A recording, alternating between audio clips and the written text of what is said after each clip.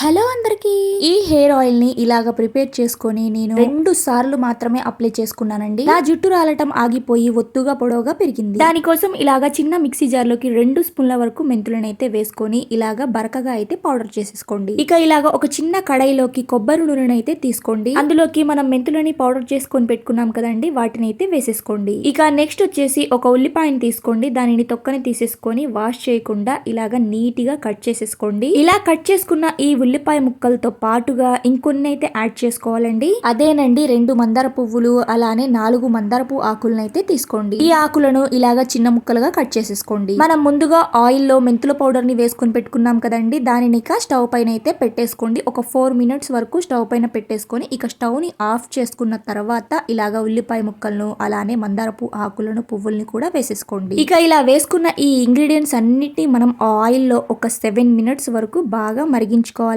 ఇక్కడ చూస్తున్నారు కదా, ఇలాగైతే అవుతుందన్నమాట మనం వేసిన ఇంగ్రీడియంట్స్ అన్ని. ఇక స్టవ్ ని ఆఫ్ చేసేసుకోండి. పూర్తిగా చల్లారిన తర్వాత ఇలాగ ఒక బౌల్ లోకి స్టైనర్ తోటి ఫిల్టర్ చేసేసుకోండి. ఇక ఇందులోకి క్యాస్టర్ ఆయిల్ అయితే వేసుకోవాలండి. ఆముదం నూనెని అయితే యాడ్ చేయాలన్నమాట. ఒక స్పూన్ వరకు ఆముదం నూనెని కూడా వేసేసుకోండి. ఇలా వేసుకొని బాగా మిక్స్ చేసేసేయండి ఈ ఆయిల్ ని. ఇలా రెడీ చేసుకున్న ఈ ఆయిల్ ని ఎంచక్కా మీ హెయిర్ కి రూట్స్ నుంచి టిప్స్ వరకు అప్లై చేసుకోండి. చాలా బాగా వర్క్ అవుతుంది. 100% రిజల్ట్ అనేది కనిపిస్తుంది. ఇక ఈ వీడియో మీ అందరికీ నచ్చినట్లయితే ప్లీజ్ మీ బ్యూటిఫుల్ హ్యాండ్స్ లో ఒక చిన్న లైక్ చేసి ఛానల్ ని సబ్స్క్రైబ్